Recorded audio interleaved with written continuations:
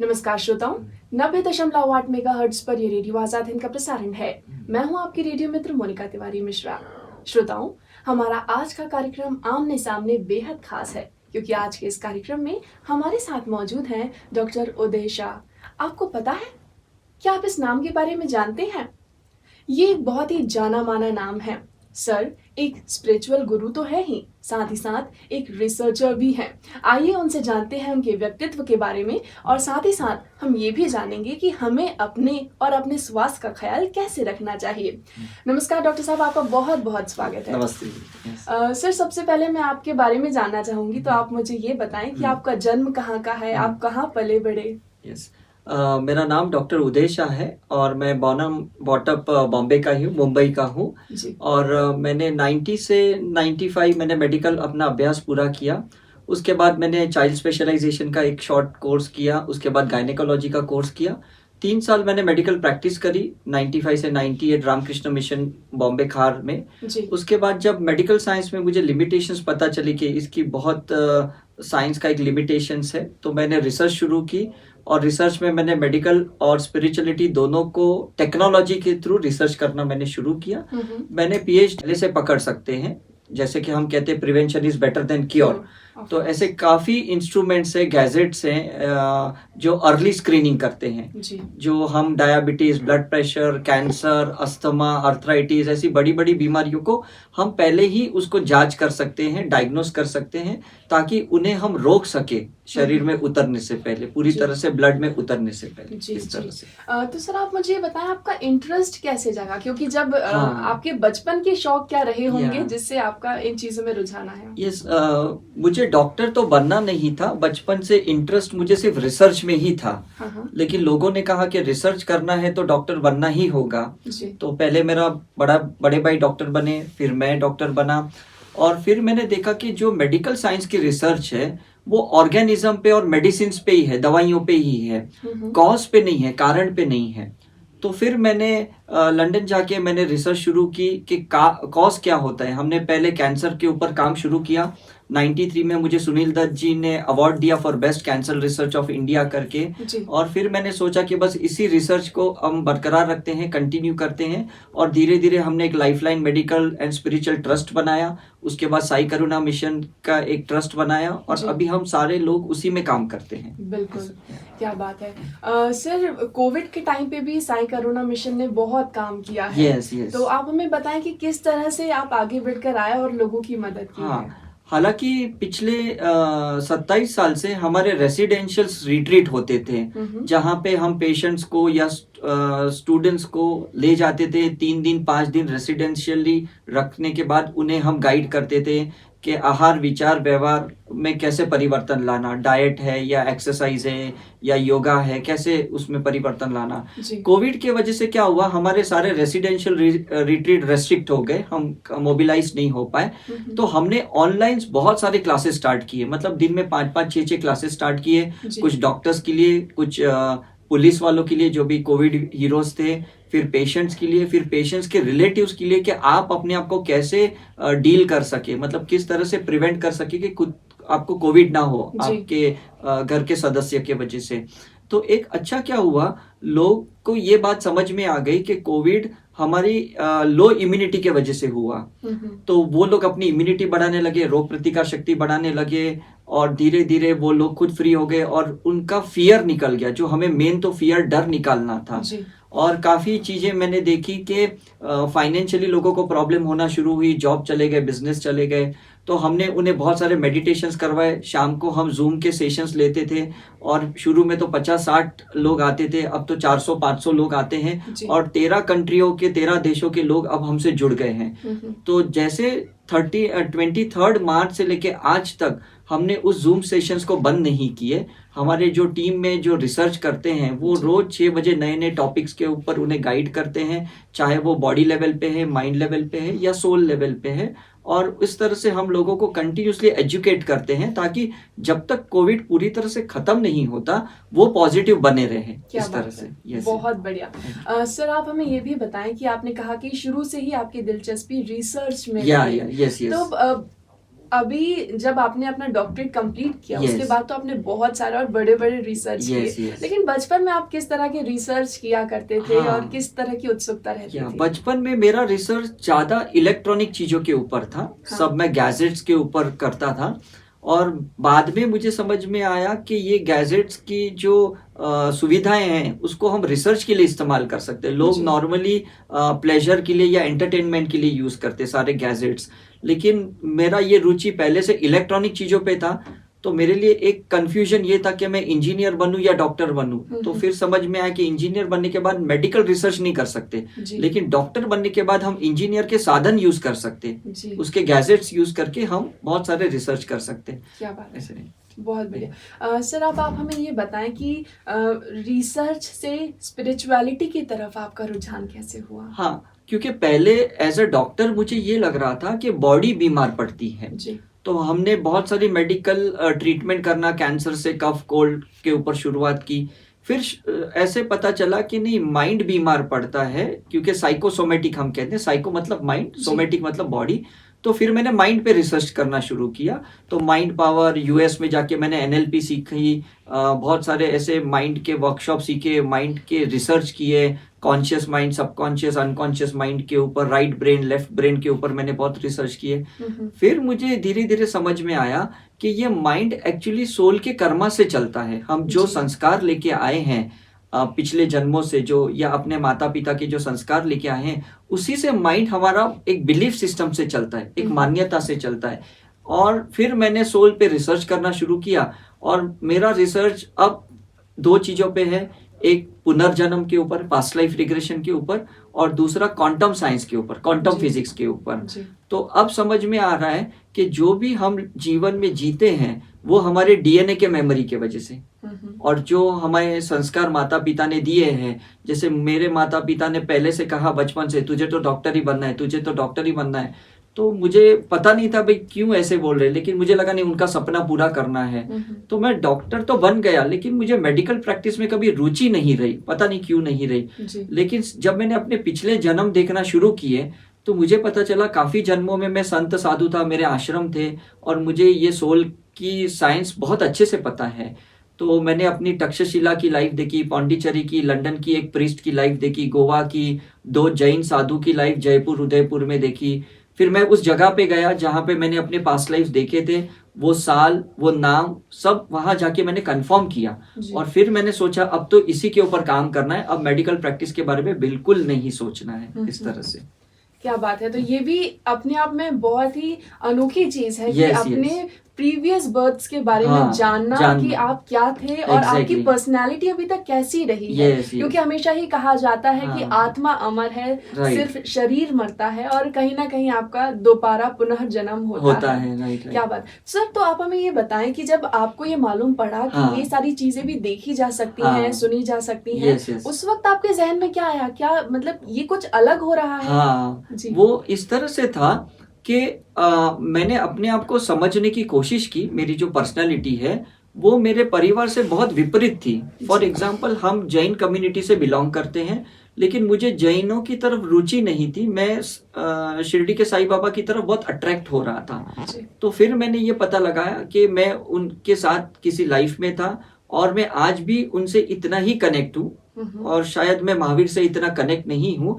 तो फिर मैंने सोचा कि हर इंसान के साथ कोई ना कोई चेतना होती है, जिसे हम मेडिकल साइंस में सोल कॉन्शियसनेस कहते हैं। तो मैंने उसके ऊपर रिसर्च शुरू की कि कौन से इंसान के साथ कौन सी चेतना है।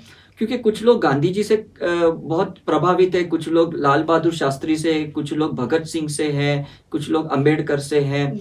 तो इसका मतलब कि ये वो लोग हैं जो पहले भी इनके साथ रह चुके हैं, इनसे बहुत इम्प्रेस्ड, इनसे बहुत पहले भी बहुत प्रभावित रह चुके हैं करके। तो वो हर जन्म में उनकी चेतना को ढूंढते हुए उन्हें मिलते हैं रीबर्थ में। बिल्कुल। अब उन्हें ये नहीं पता कि हाँ, पिछले जन्म में भी हम गांधी जी के साथ, जैसे मुझे भी पहले नहीं पता था कि मैं साईं बाबा के साथ रह चुका था, लेकिन जब मैंने देखा अपनी पास्ट लाइफ, मुझे अपना नाम भी पता चला कि मेरा नाम गोपाल बुट्टे था और मैं उनके साथ घूमता था, मैं उनके साथ आयुर्वेदिक दवाइयाँ बनाता था। फिर बाबा उस मेडिसिन्स को ब्लेस करते थे अपनी करुणा भाव से, और लोगों को, पेशेंट्स को देते थे, मरीजों को देते थे, और लोगों को अच्छा फर्क पड़ता था। तो मैं ये सोचता हूँ हर इंसान पिछले जन्मों से जो भी चेतना लाया है या जो भी अच्छी अच्छी संस्कार क्वालिटीज लाए हैं, अगर हम उसे रीएक्टिवेट करें तो वो बहुत फर्क पड़ जाता है। जैसे आज आप इंडियन आइडल में देखोगे या लिटिल चैम्प में देखोगे, ये डांसर बच्चे होते हैं या सिंगर्स होते हैं, ये पिछले जन्मों से ही टैलेंटेड है। इनको सिर्फ गुरु ने सिर्फ इग्नाइट किया है, सिर्फ ट्रिगर किया है। इनके माता पिता भी गाना नहीं जानते, डांस नहीं जानते, लेकिन बच्चे बहुत अच्छे से करते हैं। बिल्कुल, तभी कहते हैं कि बाय बर्थ इसमें, बाय बर्थ में, यस यस यस। तो अब मैं पिछले काफी सालों से जो भी हमारे कैंप होते हैं, रिट्रीट्स होते हैं, उसमें अभी भी मैं जब भोपाल में आया हूँ, पिछले 5 दिन से यहाँ पे हूँ, तो हमने 50 लोगों को जो ध्यान साधना कराई, पास्ट लाइफ रिग्रेशन करवाई, तो हमने उनके सुपर जीन्स को एक्टिवेट किया। उनके डीएनए में जो बेस्ट क्वालिटीज थी, जो जिसे सोल टैलेंट कहते हैं, सोल इंटेलिजेंसी कहते हैं, हमने उसे रीएक्टिवेशन किया ताकि वो अपने यात्रा को, आत्मा की यात्रा को पूर्णता से कंप्लीट कर सके। बिल्कुल, इस तरह से। क्या बात है। सर, आप हमें ये बताएं कि अगर हमें अपने प्रीवियस बर्थ के बारे में पता पड़ जाए, तो क्या हमारी जो करंट लाइफ है, उस पे कोई प्रभाव पड़ता है? नहीं, क्योंकि हम क्या करते हैं, पहले उन्हें ये साइंस समझा देते हैं। जैसे हम एज अ डॉक्टर किसी का भी ऑपरेशन करने के पहले समझा देते हैं कि ऑपरेशन के वक्त क्या होता है, हम एनेस्थेसिया देते हैं, हम कैसे काटने वाले हैं, कैसे आपका जो भी अनवांटेड स्टोन है या फाइब्रॉइड है कैसे निकालेंगे, फिर हम आपको स्टिचेस देंगे, फिर हम आपको एंटीबायोटिक देंगे, पेन किलर देंगे, और कुछ दिन तक आपको ऐसे से संभालना है। तो इसी तरह से किसी का भी पास्ट लाइफ करने से पहले हम उसे कुछ मेडिटेशन, ध्यान सिखाते हैं, कुछ आत्माओं की हीलिंग सिखाते हैं, और उसे कहते हैं कि हमें कोई पिछले जन्मों से अटैच नहीं होना, उसकी जो सीख है, उस सीख को वापस हमें इस लाइफ में लेके आना है। जैसे कि अगर आज हम संसारिक लाइफ में हैं और कुछ चीजें पिछले जन्म में हमारी अच्छी थी, तो हम उसी चीजों को रीएक्टिवेट करके इसी संसार में अच्छे से रह सकते हैं। बिल्कुल, क्या बात है। तो हमने अभी तक डॉक्टर उदय शाह के बारे में जाना कि उनका जन्म कहाँ का है, उनकी पर्सनैलिटी कैसी है, और कैसे अभी तक उन्होंने अपने व्यक्तित्व को निखारा है, अपनी चीजों के बारे में जाना है। आइए अब उनके जीवन का जो निचोड़ है उसके बारे में थोड़ी चर्चा करते हैं और जानते हैं कि हमें अपना ख्याल कैसे रखना चाहिए। तो सर, आप हमें बताएं कि एक हेल्दी व्यक्ति की लाइफस्टाइल कैसे होनी चाहिए? यस, जैसे हम कहते हैं कि बॉडी, माइंड, सोल तीनों अलाइन होनी चाहिए, और उसी को योगा कहते हैं जी। तो इंडिया में हम बहुत लकी हैं कि हमारे जो सांस्कृतिक गुरु हैं, जो पारंपरिक चल रहे हैं, वो योगा के बेस पे चल रही है। चाहे आप क्षत्रिय हो, ब्राह्मण हो, जैन हो, बुद्धिस्ट हो, जो भी, इस्लामिक हो, जो भी हो, हमें हर एक इंसान को फिट होना चाहिए, फिटनेस रहनी चाहिए हमारे अंदर। इसके लिए हमें बॉडी के कनेक्टेड की एक्टिविटी को मॉनिटर करना चाहिए, हमारी जो एनर्जी लेवल को बरकरार रखनी चाहिए, जिसको हम इम्यूनिटी कहते हैं। प्लस हमारा डाइट, खुराक ऐसा होना चाहिए जो हमारे शरीर को स्वस्थ रखे, तंदुरुस्त रखे। ऐसे नहीं कि हमारा वजन बढ़ता रहे, थायराइड हो या हमारा डायबिटीज, ब्लड प्रेशर, इन बीमारियों से हम पीड़ित हो, दवाई खाएं और इसी तरह से हम अपना जीवन खत्म करें जी। तो हम हमेशा कहते हैं कि इंसान को हमेशा बीमारियों से फ्री रहना चाहिए, freedom from disease, freedom from drugs, freedom from doctor and freedom from death. तो अगर हम इन 4 चीजों से मुक्ति पाते हैं तो मुझे लगता है हमारा जीवन बहुत अच्छे से चल सकता है। ये पहली बात। दूसरी बात, माइंड लेवल पे हम मैक्सिमम टाइम पॉजिटिव बोले, पॉजिटिव सुने, और अगर कहीं से नेगेटिव चीजें आसपास में चल रही हैं तो उसको सिर्फ विटनेस करें, उसको ऑब्जर्व करें, उसमें हम दखल अंदाजी ना करें, उसको एब्जॉर्ब ना करें, राइट। सिर्फ हमें होश में रहना है कि ठीक है, कहीं दंगे हो रहे हैं, कहीं पे कुछ अभी ये कोविड चल रहा है, तो हमें इन्वॉल्व नहीं होना है, हमें पैनिक नहीं होना है, हमें परेशान नहीं होना है करके। ये मेंटल लेवल की बात कर रहा हूँ। सोल लेवल की अगर मैं बात करूं तो हमें एक बात समझनी है कि जो माता पिता हमारे जीवन में है, भाई बहन है, या हमारे जो भी गुरु है, टीचर है, प्रोफेशन है, या लाइफ पार्टनर है, हस्बैंड वाइफ है, बच्चे हैं, ये हमारे सोल प्लान के हिसाब से चल रहे हैं। तो उन्हें 100% स्वीकारें, कोई रेजिस्टेंस क्रिएट ना करे, कहीं कमियां खामियां उनमें से ना निकाले, नहीं तो पूरा जीवन हमारा घर में ही युद्ध चलते रहेगा जी, है ना। तो अगर हमारे घर में ही वाद विवाद युद्ध चलता होगा तो हम कभी हेल्दी नहीं रह सकते, हम बीमार ही रहेंगे। और ये मुझे पास्ट लाइफ रिग्रेशन से पता चला कि आज मेरे लाइफ में जो भी लोग हैं, बायोलॉजिकल फैमिली है, वो कौन से जन्म से आए हैं और हमने लाइफ बिटवीन लाइफ हमने क्या डिसाइड किया कि क्यों हम एक दूसरे की लाइफ में आए। मतलब मैंने ये पेरेंट्स क्यों सिलेक्ट किए, पेरेंट्स ने मुझे एज अ बच्चा क्यों सिलेक्ट किया, मैंने ये लाइफ पार्टनर क्यों सिलेक्ट किया, ये प्रोफेशन क्यों सिलेक्ट किया, ये सारा सोल प्लान था जी। तो इस सोल प्लान को समझना बहुत जरूरी है, चाहे वो बॉडी लेवल पे है, माइंड लेवल पे है या कर्मा के लेवल पे। इस तरह से क्या बात है। तो ये बहुत ही गहरी बात आपने रिपीट तो ये बहुत ही गहरी बात आपने हमें बताई है कि कैसे हमें अपने सोल से कनेक्ट होने की आवश्यकता होती है ताकि हम एक हेल्दी लाइफ जी सकें। सर आपने 4D की बात की है, तो हम चाहेंगे कि आप उसे भी थोड़ा एक्सप्लेन करें कि कैसे हम डॉक्टर से दूर रह सकते हैं, डिजीज से दूर रह सकते हैं जी। मैं खुद एज अ मेडिकल पर्सन हूँ, मैंने एज अ फिजिशियन 3-3.5 साल मैंने मेडिकल प्रैक्टिस की, इसलिए ऐसा नहीं कि मैं उनके अगेंस्ट में बोलूँगा। लेकिन एक बात तय है कि मेडिकल साइंस अधूरी है, वो वेस्टर्न कॉन्सेप्ट से चलती है। हमारा ईस्टर्न कॉन्सेप्ट कहता है कि हमें किसी भी प्रॉब्लम का, बीमारियों का जड़ मूड़ पकड़ना चाहिए, चाहे वो कैंसर है, एलर्जी है, डायबिटीज है या कोलेस्ट्रॉल का प्रॉब्लम जो भी है करके। तो हमें पहले तो फ्रीडम फ्रॉम डिजीज चाहिए। तो फ्रीडम ऑफ डिजीज के लिए हमें किसी भी, अगर जुकाम भी है तो उसका कॉज निकालो कि कल क्या मैंने ठंडा ले लिया इसके वजह से है, कि कोई इन्फेक्टेड पर्सन के बाजू में मैंने बैठा इसलिए मुझे है, तो वो कारण निकालिए। कारण को अगर आप निकालोगे कॉज को, तो इफेक्ट निकल जाएगी। ये पहली बात है, ये बीमारियों से मुक्ति की बात है। दूसरी बात ड्रग्स की बात है। हमें शॉर्ट टाइम ड्रग्स ले सकते हैं, जैसे एंटीबायोटिक है, पेन किलर है, शॉर्ट टाइम ले सकते हैं, लेकिन ऐसा नहीं कि डायबिटीज के लिए, ब्लड प्रेशर के लिए, अस्थमा के लिए परमानेंटली हम दवाइयां लें, क्योंकि उस केमिकल्स की, रसायन की अपनी एक साइड इफेक्ट है जी। तो हम आर्टिफिशियली हमारे केमिकल्स को मैन्युपुलेट करते हैं, हमारी केमिस्ट्री को मैन्युपुलेट करते हैं, तो बॉडी उसको एक्सेप्ट नहीं करेगी जी। तो वो थ्रो करने की कोशिश करेगी। अब वो थ्रो करने के चक्कर में एसिडिटी बढ़ जाती है, किसी को नौशिया वॉमिटिंग हो जाता है, किसी को दवाइयों से मैंने देखा है लूज मोशन भी होते हैं, किसी को दवाइयों की वजह से चक्कर भी आते हैं करके, और धीरे धीरे शरीर कमजोर होते जाता है क्योंकि एक्स्ट्रा केमिकल्स बॉडी में गए। तो डिजीज से फ्रीडम, ड्रग्स से फ्रीडम। अब मैं डॉक्टर की फ्रीडम की बात ये कह रहा हूं कि डॉक्टर जो वेस्टर्नाइज ट्रीटमेंट करने की कोशिश कर रहे हैं हमारे साथ, उससे फ्रीडम चाहिए। डॉक्टर जो डायग्नोसिस कर रहे हैं उससे हमें फ्रीडम नहीं चाहिए। वो तो अच्छा है कि निदान कर रहे हैं, तो जो वो निदान कर रहे हैं कि आपको ये 2nd स्टेज का कैंसर है, 3rd स्टेज का कैंसर है, तो अब जो ट्रीटमेंट की पार्ट है वो नेचुरल होनी चाहिए, बिल्कुल योगा की होनी चाहिए, डाइट की होनी चाहिए, मेडिटेशन की होनी चाहिए, हीलिंग की होनी चाहिए, ना कि केमिकल्स की होनी चाहिए, राइट। तो फ्रीडम फ्रॉम डॉक्टर्स की ये बात है करके, और जितनी हो सके हम सर्जरी को अगर अवॉइड कर सकते हैं तो बेटर है। बिकॉज मैं ये मानता हूँ शरीर एक मंदिर है, टेम्पल है, जहाँ अंदर भगवान बसता है। तो आप शरीर को काटोगे मतलब आपने मंदिर को तोड़ा, तो डेफिनेटली अंदर का भगवान अशांत हो जाएगा इस तरह से। तो सर्जरी मिनिमाइज करें।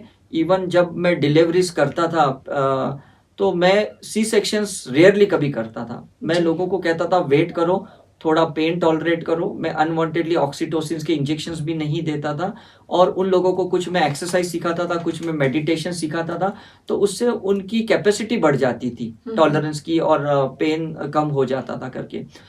फिर लास्ट में कहता हूँ फ्रीडम फ्रॉम डेथ। डेथ का मतलब है जब मैंने अपनी 127 पास्ट लाइफ देखी तो मेरा ये डेथ का फियर ही निकल गया कि हम जाते हैं वापस आते हैं। जैसे भगवत गीता में हमने देखा कि कृष्ण ने कहा था कि शरीर तो एक कपड़े के जैसा है जी। हम वस्त्र जिस तरह से पहनते हैं और बदलते हैं, तो शरीर भी बदलते रहता है। तो इसमें डरने वाली बात नहीं कि अगर कोई मृत्यु हो भी गई तो कौन सी परमानेंट डेथ है, हम फिर से जन्म लेने वाले हैं। हो सकता है यही परिवार मिले या दूसरा परिवार मिले, डिपेंड्स अपॉन ये हमारे लास्ट थॉट क्या है मरने से पहले जी। अगर हमारा अटैचमेंट है, कॉर्ड कनेक्टेड है, तो इसी परिवार में हम पोते नाते बन के आएंगे, राइट। और अगर हम चाहते हैं कि नहीं बहुत इन लोगों के साथ हमारा हो गया, अब अगली लाइफ में तो मुझे कोई अलग ही फैमिली चाहिए, अलग रिलीजन चाहिए या अलग कैटेगरी के लोग चाहिए, तो डेफिनेटली हमें फिर दूसरा कोई परिवार मिलता है, दूसरी जगह पे हमारा जन्म होता है। तो ये फ्रीडम फ्रॉम डेथ भी हो गया।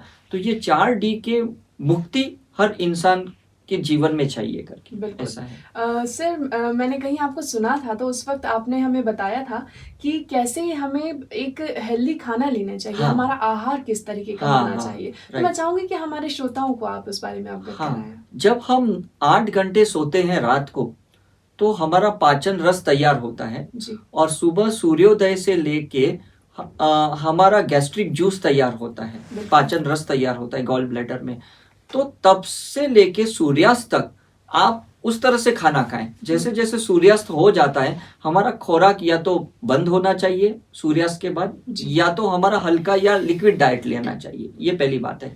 दूसरी बात है कि हमारे डाइट में हमें हरी सब्जियां ज़्यादा खानी है, फाइबर इंटेक ज़्यादा लेना है, क्योंकि हमारी बॉडी को विटामिन्स चाहिए, मिनरल्स चाहिए, इलेक्ट्रोलाइट्स चाहिए, जो ये वेजिटेबल से मिल सकती है। जी। अगर हम नॉन वेजिटेरियन फूड खाते हैं तो वो डेड फूड है, मतलब किसी भी जानवर को मारा जाता है, उसके बाद उसमें ऑक्सीजन नहीं होता, उसमें टॉक्सिन्स ज़्यादा होते हैं, उसमें न्यूट्रिशन वैल्यू नहीं होती है, तो वो फिर हमारे शरीर में जहर पैदा करता है, जी। हीट क्रिएट करता है, और फिर कहीं ना कहीं हमारी जो अंदर की रोग प्रतिकार शक्ति धीरे धीरे खत्म हो जाती है।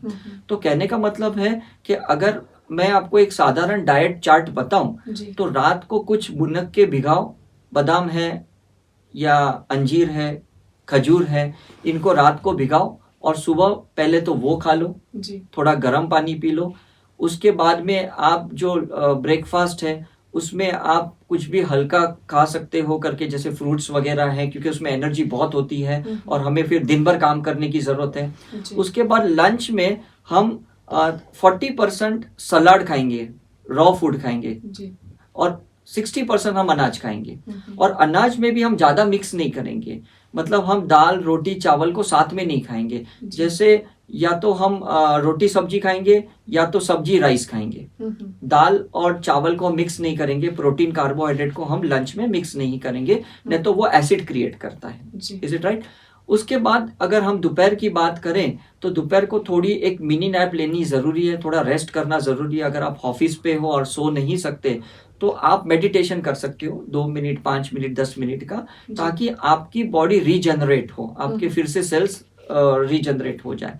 और अगर हम शाम की खुराक की बात करें तो हमें सूप वगैरह, दलिया या वेजिटेबल खिचड़ी, वेजिटेबल दलिया, ऐसी हल्की खुराक लेनी चाहिए जिससे हम खुद उसको कम पाचन रस से पचा सके, हमें ज़्यादा उसके लिए मेहनत ना करनी पड़े। और दूसरी बात यह है कि रात को डिनर के बाद थोड़ी आपकी फिजिकल मूवमेंट चाहिए, मतलब आपकी थोड़ी वॉकिंग वगैरह चाहिए, जॉगिंग नहीं करना चाहिए। मॉर्निंग में अगर आप करते हो तो जॉगिंग करो, डिनर के बाद करते हो तो वॉकिंग करो, जॉगिंग मत करो उस वक्त, राइट। और फिर आपको सोना चाहिए जितने जल्दी हो सके, 10 बजे सो जाइए, ताकि आप 3 साढ़े 3 बजे उठ सके ब्रह्म मुहूर्त में। और उस वक्त आप पहले योगा कीजिए बॉडी लेवल पे, फिर मेडिटेशन कीजिए माइंड लेवल पे। और अगर आप कोई हीलिंग सीखे हैं, जैसे प्राणी हीलिंग है, रेकी हीलिंग है, Karuna healing, magnified healing, theta healing, psychic healing, अगर कोई हीलिंग सीखी है तो वो सोल लेवल की हीलिंग कीजिए। तो बॉडी माइंड लेवल और सोल लेवल पे हमें हाफ एन आवर निकालना है। तो सुबह अगर आपने 1.5 घंटा निकाल लिया अपने लिए, तो बाकी के 22.5 घंटे आपके बहुत अच्छे जाएंगे। इस तरह से, यानी कि कैसे हमें अपना पूरे दिन की दिनचर्या है उसे मेंटेन करना है, इस बारे में आपने हमें और हमारे श्रोताओं को जानकारी दी। साथ ही साथ ये भी बताया कि हमारा आहार कैसा होना चाहिए। सर, जाते जाते आप हमारे श्रोताओं को क्या संदेश देना चाहेंगे कि कैसे वो अपना जीवन यापन करें और एक सुखी जीवन व्यतीत करें? यस, जरूरी है। इसमें एक चीज है कि सबसे पहले तो सेल्फ लव, सेल्फ केयर, मतलब खुद के शरीर की फिक्र होनी चाहिए। जैसे मैंने शुरू में कहा कि भाई हमारा शरीर मंदिर है, टेम्पल है, तो उसका बहुत ख्याल रखना चाहिए। दूसरी बात है, हमारे जो घर के जो सदस्य हैं, फैमिली मेंबर्स हैं, ये देखने चाहिए कि हमारी कोई भी थॉट पैटर्न से, इमोशनल पैटर्न से या शब्दों के वाणी से किसी को हर्ट ना हो, किसी को हम तकलीफ ना पहुंचाएं, ये बहुत जरूरी है। अगर हमने गलती से पहुंचा दिया है तो जितने जल्दी हो सके उनसे फॉरगिवनेस सीख कीजिए, उनसे माफी मांग लीजिए ताकि आपके रिलेशनशिप अच्छे हो।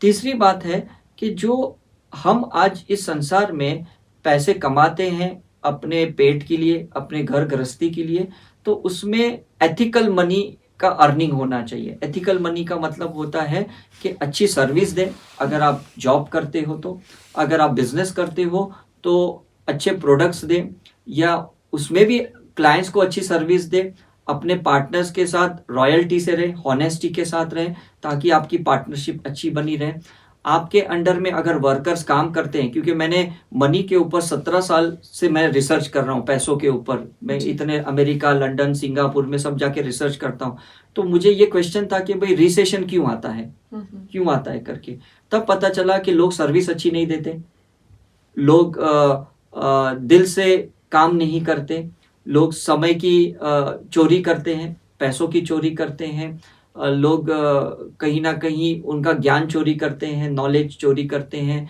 और तो इस तरह से जो हम कायदे तोड़ते हैं, नियम तोड़ते हैं कुदरत के, तो वो नियम ना तोड़े और नियम से चलें, चाहे वो शरीर का नियम हो, मन का नियम हो, आत्मा का नियम हो, बिजनेस का नियम हो, जॉब का नियम हो, फाइनेंस का नियम हो।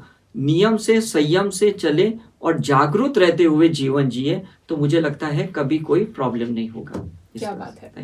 तो डॉक्टर उदय शाह, आप वक्त निकाल के हमारे रेडियो आजाद हिंद के स्टूडियो में आए और इतनी महत्वपूर्ण और इतनी अच्छी अच्छी ज्ञान की बातें हम सभी को बताई। आपका बहुत बहुत धन्यवाद। नमस्कार। Thank you very much. तो श्रोताओं, हमें पूरी उम्मीद है कि आज का कार्यक्रम आमने सामने आपको अवश्य ही पसंद आया होगा। किसी मोड़ पे फिर डॉक्टर उदय शाह से मुलाकात होगी, तब तक के लिए हमें अनुमति दीजिए। नमस्कार। सुनते रहिए रेडियो आजाद हिंद 90.8 मेगाहर्ट्ज पर, देश का चैनल, देश के लिए।